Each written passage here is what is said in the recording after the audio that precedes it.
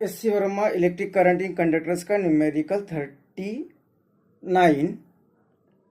Find the current in the 3 resistor shown in figure. तो यहाँ पे एक फिगर दी हुई है 2 वोल्ट के 2 ओम के ईएमएफ्स और इनके बीच में यहाँ पे 1 ओम के रेजिस्टर लगाए हुए हैं और हर एक रेजिस्टर से कितना करंट फ्लो होगा ये हमें फाइंड करना है। तो इसे दो तरीके से सॉल्व करेंगे।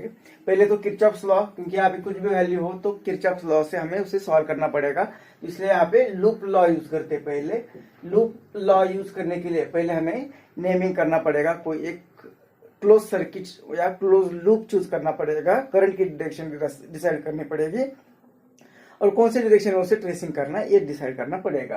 तो यहाँ पे पहले एक सिंपल नेमिंग कर देते A B C D। पूरे फिगर में नहीं कर रहे क्योंकि पूरे इक्वेशन नहीं लिखने वाले, सिर्फ एक एग्जांपल देखने वाले। तो ये नेमिंग कर दिया। फिर करंट की डायरेक्शन ये डिसाइड कर दे कि ये करंट इस तरह से फ्लो हो रहा है। आप कौन सी भी करंट की डायरेक्शन डिसाइड कर सकते हैं। अगर गलत लिए तो सिर्फ आंसर में माइनस आएगा। और ट्रेसिंग करना है तो ये A B C D इस तरह से ट्रेसिंग करते हैं। तो इसके लिए इक्वेशन लिख लेते हैं पहले। तो ए हमने चूज किया ABCDA।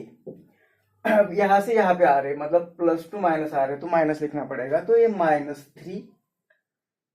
अब ये हाई टू लो पोटेंशियल जा रहे हैं, फिर से -I1R1 I और R की वैल्यू 1, मतलब ये सिर्फ आएगा I।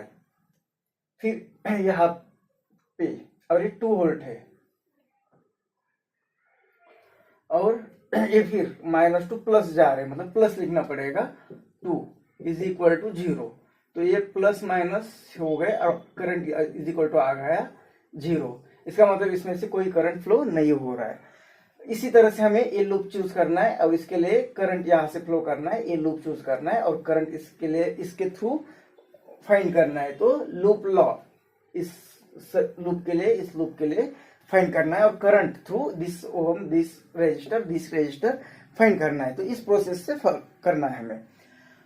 अब अगर फिगर को ही देखते हैं तो हमें ये समझ में आता है कि सपोज ये 2 पॉइंट ले लिए हमने, ये 2 पॉइंट ले लिए, तो इनके बीच में पोटेंशियल डिफरेंस 2 वोल्ट का रहेगा। मतलब सपोज यहाँ पे 0 है तो यहाँ पे 2 होना चाहिए, तब ये पोटेंशियल डिफरेंस 2 वोल्ट आ जाएगा।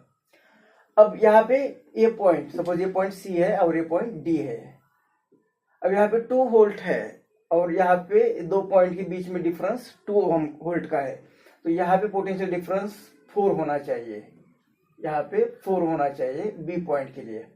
अब ये 4 है और यहाँ पे 2 वोल्ट का डिफरेंस है, तो यहाँ पे इसे 6 वोल्ट होना चाहिए। उसी तरह से यहाँ पे भी देखते हैं तो ये 2 पॉइंट के बीच में 2 वोल्ट है, मतलब ये अगर 0 है तो इसे 2 होना चाहिए। ये 2 के बीच में 2 वोल्ट पोटेंशियल डिफरेंस है, तो ये 2 है तो यहाँ पे 4 होना चाहिए और ये 4 है तो यहाँ पे 6 होना चाहिए, क्योंकि 2 वोल्ट का पोटेंशियल डिफरेंस है। तो ये फिगर देखेंगे तो ये जो पॉइंट है यहाँ पे 2 वोल्ट है और ये पॉइंट यहाँ पे भी 2 वोल्ट है, मतलब ये पॉइंट और ये पॉइंट सेम पोटेंशियल है, मतलब पोटेंशियल डिफरेंस नहीं है। तो पोटेंशियल डिफरेंस नहीं है तब करंट फ्लो नहीं होगा।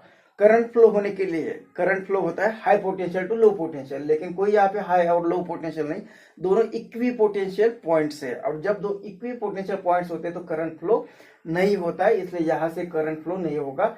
सेम 4 वोल्ट और 4 वोल्ट पोटेंशियल डिफरेंस नहीं है, इक्वी पोटेंशियल पॉइंट्स है, तो यहाँ से भी करंट फ्लो नहीं होगा, इसलिए यहाँ पे 0 मिल रहा।